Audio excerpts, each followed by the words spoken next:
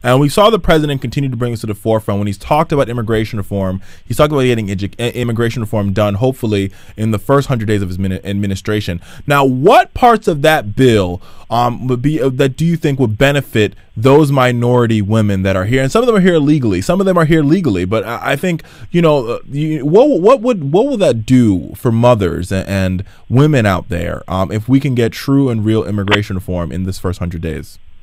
Well, having a path to citizenship is critical because what we're really concerned about is family separation. Too often in our country, there are families who are mixed status, and that when one parent gets has a mixed status than the kids or than the spouse, then we end up with huge issues around family separation. And we really think that families need to be able to stay together. It's common sense, and it's a big part of our economy, is having people here who are doing well in their jobs, being productive, and we really want to see that happen. The other thing we want to see happen is the Violence Against Women Act. Hello is right on that one. To pass it. That is horrible. Horrible that the House failed to pass it. So we really want to see the Violence Against Women Act moving forward. I think, the Violence Against Women Act is definitely something that I have bookmarked and earmarked and flip sideways and put it up in the face of my congressman saying this is something we've got to get done. But to talk about immigration, I think you're so right. You talk about this whole ideal of family separation, and people don't get it, Kristen, that when you decide that you want to be harsh on immigration, what you're doing is you're taking Americans, because a lot of the times the kids are just as American as Chelsea Clinton or Laura Bush or Barbara Bush or anybody else. They pledge allegiance to the same flag. They believe in the same values, and their parents are taken away from them because our government feels it's okay that they could be deported or they're not following the laws. And when you hear Republicans talk, we hear people like Congressman Chaffetz talk about, oh, this is just instant amnesty if we do this. To me, it just doesn't seem to make any sense. I thought we're all Americans here, you know? I think we're all Americans here, and I think that as a patriot, I'm a patriot, I believe that we need to treat people in humane ways. And I'm saying this because there's something important going on here, and it connects to the Violence Against Women Act, which failed to pass the House and must move forward.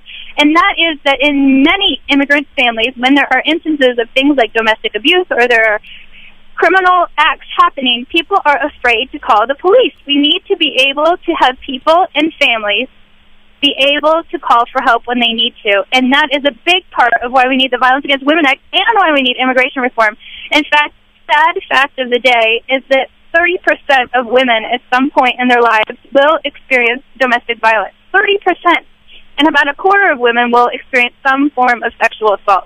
And that is important for all people, all communities, to be able to get the help when they need it, and not having adequate Violence Against Women Act and also not having an adequate path to legal citizenship and immigration reform really harms women. I love that connector there, because I think you're that was a total aha rich moment for Richard Fowler. I have them, Kristen. The whole idea that you're right. If somebody's afraid they're going to get deported or get taken away and they're going to be separated from their family, but their husband's beating them over the head with a frying pan every night, there's nothing they could do about it. I mean, in real terms. Or a neighbor. I mean, it could be somebody. It doesn't even have to be in your family. I mean, when we're talking about sexual assault and people not being able to call the police when those terrible, awful things happen, but again, do happen to about a quarter of women in the U.S., we need to be allowing people to be treated in humane ways, and we need to make sure that justice is served when they're not. And that is not my America, keeping people out of our justice system. So we need to make sure everybody is equally covered. I completely agree with you. That is not the America that I signed up for. That's not the America I was born into either. I was born in America was, fairness, liberty and justice for all. I think that's what I think that's what it says. But I think that connection point right there, connecting why all these things matter and why they all link together is just so rich, and it's so powerful to understand why we need to get this done. And